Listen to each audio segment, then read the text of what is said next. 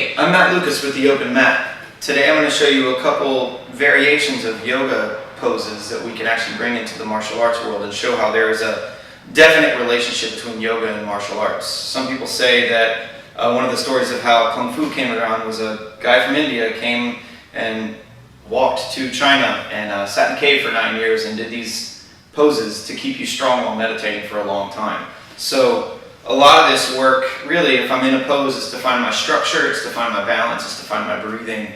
And when we're doing it in martial practice, or we're doing it in a partner practice, or the more dynamic world, really instead of holding a pose for a long time, I'm going from one pose to another pose. For example, even if I'm throwing a punch and I'm just a regular boxing stance, I'm going from this pose and I'm right out to this pose and I'm right back in. So these things are, I'm oversimplifying it. Yes, there's a lot more inside this, but right now we're just gonna get down to the bare bones of it and talk about the structure, the breathing, and the dynamic flow between a lot of these poses. Therefore, we can go from doing our yoga on the mat to actually moving around the room or doing it with a partner.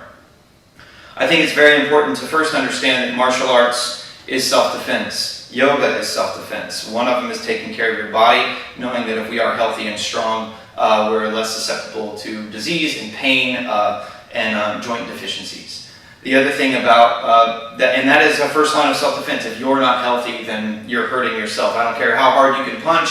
If you blow your knees out, if you blow your shoulders out, if you're not eating right, if you're not aware of your emotional state and your internal state, your body state, you're harming yourself. So don't worry about the guy with the knife. Worry about yourself. That's one of the first things. So one of the other things that I like to talk about is, in yoga we say opening the joints, but I like to always say expand, and that's why yoga and martial arts run so well together. Because imagine if you have a house and you want to open it, you open the doors and anything can come in, and it happens like that, boom. But if I want to expand that house, I have to build the foundation, I have to build the walls, I have to build the actual ground it's on, I have to increase my foundation.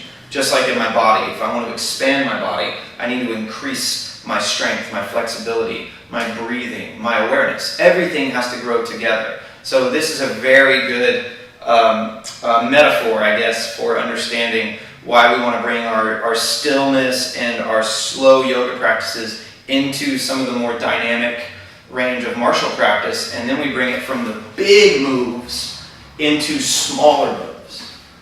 It's all the same. They just condition and balance each other out. Isn't this all about balance anyway?